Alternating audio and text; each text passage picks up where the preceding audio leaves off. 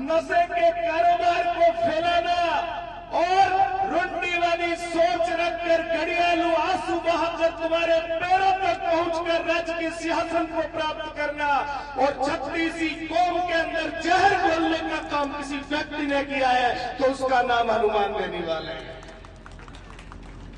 बाबा साहब अम्बेडकर ने कहा था कि वो समाज भी अपनी है जो खुले गगन में सोती है, उसका भी दुख अपना है जो भारत भूमि पर रहती है। अरे उन गरीबों के लिए लड़ते थे बाबा साहब अम्बेडकर, इसीलिए तो सारी दुनिया साहेब साहेब करती है, इसीलिए तो सारी दुनिया साहेब साहेब करती है।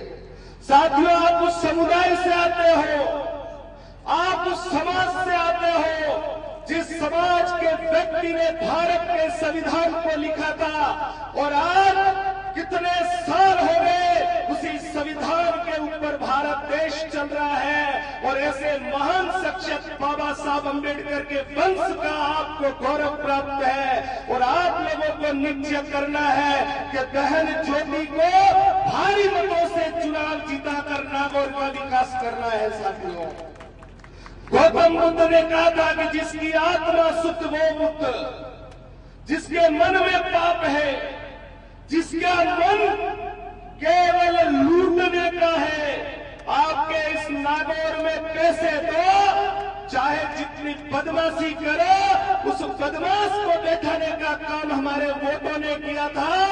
मोदी जी ने देखा था कि बच्चा काम का है, आज सबके लिए लड़ता है, तो क्यों ना इससे गठबंधन कर ले। अरे उससे गठबंधन किया, 6 महीने में पता चल गया कि ये तो पूत सपूत नहीं है, ये तो कपूत है। और उन्होंने तो झटका दिया और उसने अब क्या कर दिया, ठगबंधन। ये कौन सा बंधन किया है अभी, ये ठगबंधन किया है।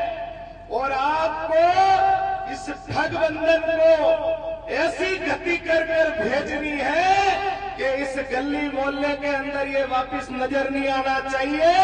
उसको कहना है कि तू पहले भी गाड़ियां साफ करता था नेताओं की, आज भी गाड़ियां साफ कर, तेरा यहाँ कोई काम नहीं है। इसलिए मैं आपको कहना चाहता हूं, क्योंकि परमात्मा कहता है खुद ही को कर बुलंद इतना कि तकदीर लिखने से पहले ऊपर वाला पूछे तेरी रजा क्या है। अरे असूलों पर आ जाए तो टकराना जरूरी है, जिंदा हो तो जिंदा नजर आना जरूरी है। अरे क्या होगा जो छेड़ दे दिलेर को, गर्दिश में तो घेर लेते हैं कुत्ते भी शेर को। ये जीवन में ध्यान रखना साथियों, असूलों पर आ जाए तो टकराना जरूरी है। आज हमारा नागौर नशे की लत में जा रहा है, आज हमारा नागौर सबसे पीछे जा रहा है, आज हमारे नागौर के युवाओं का भविष्य बर्बाद हो रहा है। जो नागौर ऋषि और मुनियों की, जो नागौर मिर्जा जी के नाम से विख्यात था, उस नागौर को नुकसान में अगर किसी व्यक्ति ने पहुंचाया है तो ये हनुमान बेनीवाल ने पहुंचाया है। मैं आपको बताना चाहता हूं, यहां पर बहुत बड़े वक्ता बैठे हैं, लेकिन एक बात याद रखना, सबसे ज्यादा अपनी समाज के बच्चों को उकसाकर उनसे क्राइम करने का पाप अगर किसी व्यक्ति ने किया है तो इस नेता ने किया है। ये मैं नहीं कहता, इसी समाज के नेता 2 जने कहते, आप इनसे पूछ लीजिए। आज हम अपने परिवार को नशे से दूर करते हैं, इसने सबसे ज्यादा नशे के अंदर अपने युवाओं को डाला है। तो बताओ इसके साथ में क्या होना चाहिए, क्या होना चाहिए? क्या वोट देना चाहिए? क्या देना चाहिए? नागौर का इतिहास है कि जननी जने तो ऐसा जन के दाता के सूर नितर रही जिए बाजड़ी और मत गमई जिए नूर। ये नागौर का इतिहास रहा हुआ है। ये नागौर वीरों की भूमि है, जो नागौर योगियों की भूमि है, यह नागौर सत्यवादी नेताओं की भूमि है। क्या होगा जो छेड़ते दिलेर को, गर्दिश में तो घेर लेते हैं कुत्ते भी शेर को। ये जीवन में ध्यान रखना साथियों, असूलों पर आ जाए तो टकराना जरूरी है।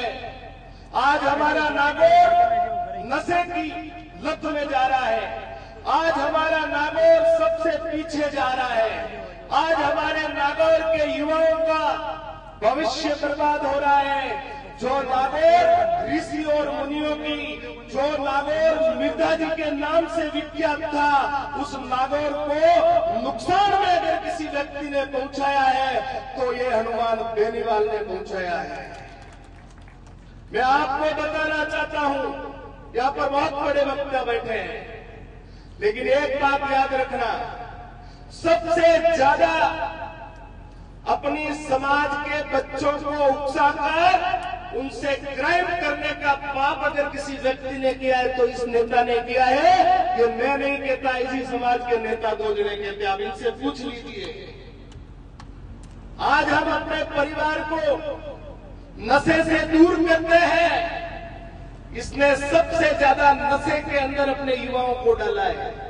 तो बताओ इसके साथ में क्या होना चाहिए, क्या होना चाहिए? क्या वोट देना चाहिए? क्या देना चाहिए? नागौर का इतिहास है कि जननी जने तो ऐसा जन के दाता के सूर नितर रही जे ताजड़ी और मत गमई जे नूर। ये नागौर का इतिहास रहा हुआ है। ये नागौर वीरों की भूमि है, जो नागौर योगियों की भूमि है, यह नागौर सत्यवादी नेताओं की भूमि है। ये नागौर के नेता मिर्धा जी कभी सियासत से प्रेम नहीं करते थे, उनको सीएम नहीं बनाया तो उन्होंने कुर्सी पर लात मार दी, लेकिन जाकर अपने स्वाभिमान को गिरवे नहीं रखा। और ये जिन लोगों को गालियां देते थे आज उन्हीं के तल में चाटते नजर आ रहे हैं। अरे उस मिर्धा परिवार की होड़ करने के लिए तुम्हें वर्षों जन्म लेना पड़ेगा, तुम उनकी होड़ नहीं कर सकते हो। और ये ज्योति बहन जो एक लड़की होने के बावजूद भी एक लड़के का कर्तव्य निभाती है, अपने पिताजी का सम्मान वो रखती है, आपकी आवाज बनकर आपके बीच में आना चाहती है, वो बहन आपके हक की लड़ाई लड़ती है, आपके सामने हाथ जोड़कर आ रही है। आपको वादा करना पड़ेगा कि इस बार मेरी बहन ज्योति को भारी मतों से चुनाव जिताकर लोकसभा भेजेंगे और वापिस नागौर को स्वर्ण नगरी बनाएंगे। साथियों, नेताजी को और भी आगे जाना है। मैं ज्यादा समय आप लोगों का नहीं लेना चाहता हूं, लेकिन आप उस समाज से आते हो जिस समाज ने बाबा साहब अम्बेडकर को जन्म दिया है। बावरी समाज, सासी समाज, हीरागढ़ समाज, मेघवाल समाज, जितनी भी समाज है वो स्वाभिमानी समाज है। और जिसने स्वाभिमान को ठेस पहुंचाई है उस हनुमान बेनीवाल की जमानत आपको जब इस बार तो करवानी है, उससे इसका दिमाग ठिकाने आ जाएगा और सही रास्ते पर चलने लग जाएगा।